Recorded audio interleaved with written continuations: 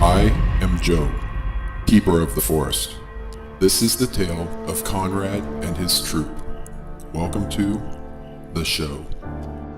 Conrad had led his troop for over 30 years, but now America was done with the freaks, done with the spectacular, done with the show. Once the crowd admired his circus of freaks, but that over time had turned to disgust. Soon, that revulsion turned to fury, and the troop watched in horror as the big top in carnival grounds turned to ash. Having lost all and being left in total despair, the troop turned to Madame Anuska, the fortune teller, to guide them forward. She consulted her cards to find their way. Hereafter, the fate of the troop was forever twisted. This was how Conrad and his family of freaks and performers found their way to the forest.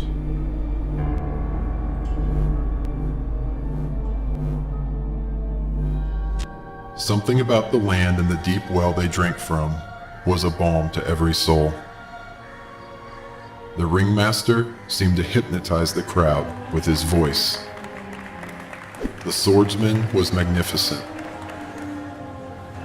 The clowns made people laugh until they cried. And the freaks were no longer pitied. They were worshipped and feared in equal measure. The crowds grew eager to view this carnival of unimaginable oddities. Word spread from one small town to another, and people came in droves to see this bizarre show. No one believed it to be true. Things like that don't really exist. It was all they had dreamed for. But the forest required a price.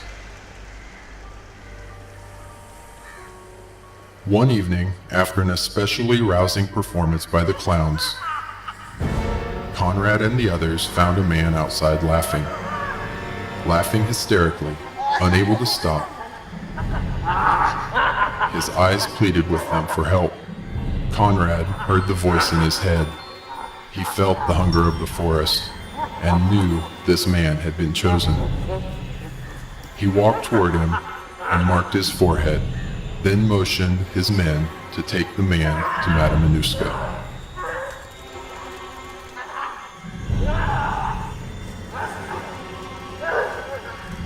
Now we are in this together, she thundered to the assembled. We protect one another, and we reap the rewards as one. They fed him to the evening bonfire. The troop roared with approval as he burned, and the forest pierced through their ever-darkening souls. What Madame Anuska had seen in the cards was now upon them. As the land continued to poison their souls, the required sacrifices weren't enough.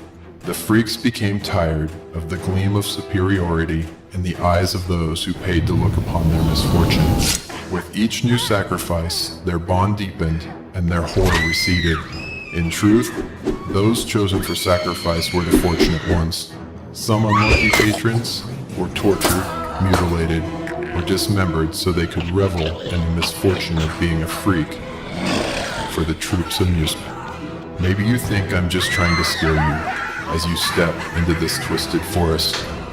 Perhaps I am, just weaving a spine-tingling tale.